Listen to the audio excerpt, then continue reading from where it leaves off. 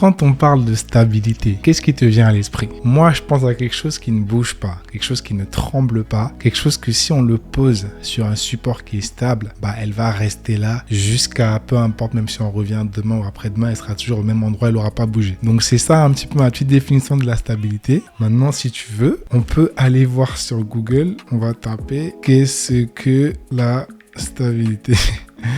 Non, je déconne. Mais si tu es dans ce business du vidéo boot, c'est que forcément un jour, tu as eu ce problème-là, tu as regardé une des vidéos que tu as faites à un événement, tu t'es rendu compte que wesh, qu'est-ce qui se passe? Donc oui, tu t'es forcément aperçu un jour à un événement que tu as fait des vidéos et finalement c'était pas carré comme tu voulais parce que ça tremblait et tout. Et tu t'es dit mais mince, c'est pas ce que je voulais, c'est pas ce que je voulais faire. Qu'est-ce qu'il faut faire justement pour éviter ça? Donc c'est un petit peu le but de cette vidéo. On va faire comme d'habitude, ça va être simple, clair, net, précis, concis et rapide. Il n'y aura pas de détour. Donc dans cette vidéo, je vais donner les raisons pour lesquelles tes vidéos sont tremblantes. Mais que seraient les causes? Justement, sont les conséquences ou plutôt sont les solutions si tu veux. Voilà. Le jeu de mots, il est pourri, mais c'est pas grave. Tout ça pour te dire que sur chaque défaut que je vais trouver, je vais donner une solution claire, nette, précise et concise pour avoir des vidéos qui ne tremblent pas. Je m'attends vraiment à ce que tu likes et que tu partages et que tu commentes la vidéo si bien sûr tu y trouves une quelconque valeur. Je ne ferai pas mon youtubeur, mais je te laisserai définir si cette vidéo t'a aidé ou pas. Et si elle t'a aidé, n'hésite pas à nous aider, nous aussi. Parce que bien évidemment, ça aide au référencement de la chaîne et ça permet aux autres de pouvoir nous rendre visibles. Voilà, j'ai fait mon youtubeur.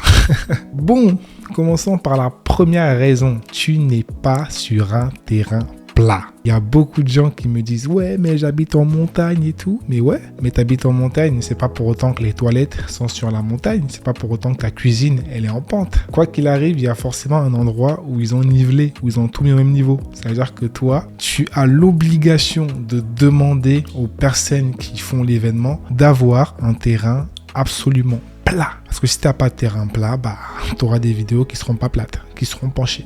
Voilà, très simplement. Donc cette première question, elle a été très très vite répondue. Tu dois spécifier dans ton contrat, dans ta demande, dans ta réservation, que tu ne travailleras que sur un terrain plat. En deux, tu peux être sur un terrain parfaitement plat, mais tu as mal installé ta machine. Pour mal installer ta machine, il y a beaucoup d'endroits où tu peux fuck up, comme on dit en anglais. Il y a beaucoup d'endroits où tu peux faire de la D, tu peux faire de la merde très simplement. Donc je vais donner un peu tous les endroits où tu peux merder et te dire comment faire pour justement résoudre ces problèmes-là au cas où ils surviennent. On va partir du bas en haut de la machine. Donc des pieds de la machine jusqu'à la ring light. Donc la première chose que tu as potentiellement mal fait, c'est que tu n'as pas mis toutes les roues de ta machine. Tu as des petits pieds que j'appelle les roues en fait, mais c'est des pieds, pardon. Et en fait, ces pieds-là permettent de rendre ta machine stable en fait. Il y a beaucoup de gens, ils mettent pas forcément tous les pieds, donc ils mettent 80%. Et les autres pieds qui n'ont pas été mis,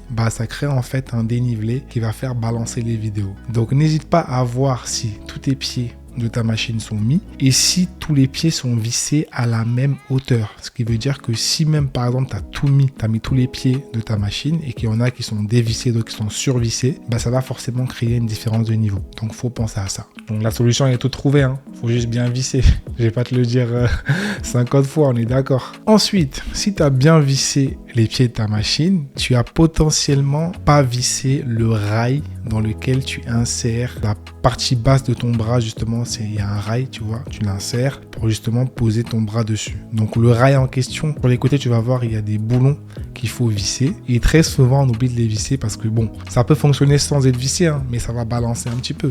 D'où le problème de stabilité. Donc vérifie bien que tu as vissé sur les côtés le rail de ta machine. Comme ça, au moins, tu es sûr que le problème ne vient pas de là-bas. Ensuite, si tu as bien mis les pieds de ta machine, si tu as bien vissé le rail de ta machine, tu as autre chose qui peut impacter sur la stabilité. Et ça, c'est justement la distance entre ton rail et justement le bord de ta machine. Je te conseillerais pour plus de stabilité de vraiment coller ton rail au bord de ta machine de manière à ce que il y ait moins de jeu et que le tremblement soit de moins en moins ressenti. Donc en faisant ça, normalement tu vas potentiellement résoudre ton problème de stabilité. Maintenant, si tu as fait ça et que maintenant il y a toujours des problèmes de stabilité, c'est que le problème peut venir potentiellement de la partie haute de ton bras. Tu n'as pas forcément bien vissé ton bras, ou potentiellement quand tu l'as étendu, ton bras, tu l'as étendu à partir des boulons du haut, ce qu'il ne faut jamais faire. Si tu veux de la stabilité, ça paraît plutôt logique comme ça, mais si tu as 4 boulons à dévisser sur ton bras, commence par le boulon le plus bas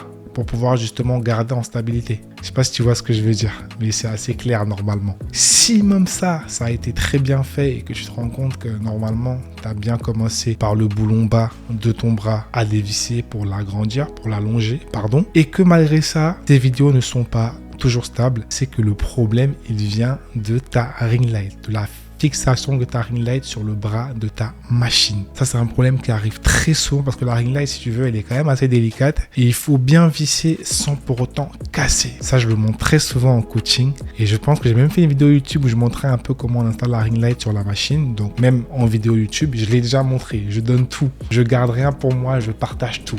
Donc, cherche la vidéo dans mes vidéos sur l'installation de la ring light, la Ulanzi U200, et tu verras comment il faut faire pour la faire doucement l'installation pour éviter de casser les choses. Donc, si tu as installé comme j'ai fait dans la vidéo précédente et que tu as bien serré sans trop serrer, normalement, tu ne devrais plus avoir de problème de stabilité. Et si malgré ça, tu as encore des problèmes de stabilité, ça veut dire qu'il reste une dernière raison à ton problème. Ça veut dire que tes invités, tout simplement, ils dansent sur ta plateforme. Ils dansent pas avec leurs mains ou leurs bras et tout. Ils dansent avec leurs pieds aussi et ils sautent. C'est pour cette raison que tu as des vidéos qui sont shaky, des vidéos qui bougent. Donc ici, mon conseil est très simple, hein. Moi, je veux de la discipline. Donc, quand les gens ils montent sur ma plateforme, j'ai de l'autorité. Je suis pas là pour les regarder en mode faites ce que vous voulez. Non, c'est mon matériel. C'est du matériel qui a coûté cher. Donc, vous leur demandez très simplement de ne pas forcément bouger les jambes, mais de danser avec le haut du corps, donc les bras, les mains, tout ça, sans pour autant sauter. Voilà. S'ils font ça normalement,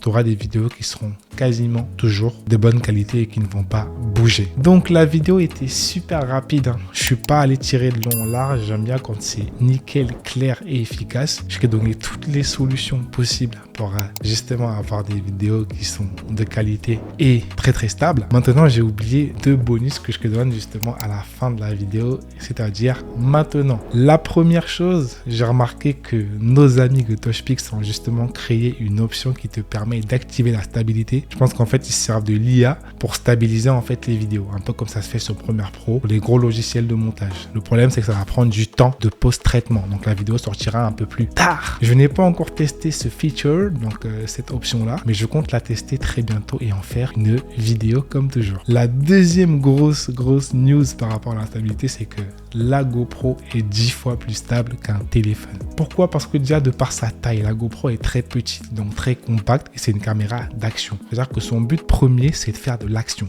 C'est de faire des vidéos avec des gens qui sont dans une situation assez extrême. Donc forcément, tu auras beaucoup moins de secousses ou de balancement ou de peu importe avec la GoPro qu'avec un téléphone. Donc ça, c'est aussi bon à savoir. Sur ce, la vidéo est terminée. J'espère que tu as kiffé, que tu as appris des choses. Et je te demande vraiment, pardon, n'abandonne pas dans ton business. Continue à persévérer, fais un petit pas tous les jours et peut-être qu'un jour, tu arriveras au niveau attendu. Il n'y a que les faibles qui abandonnent, il n'y a que les impatients qui abandonnent parce que c'est au bout de l'effort, comme on dit souvent, que se trouve le réconfort.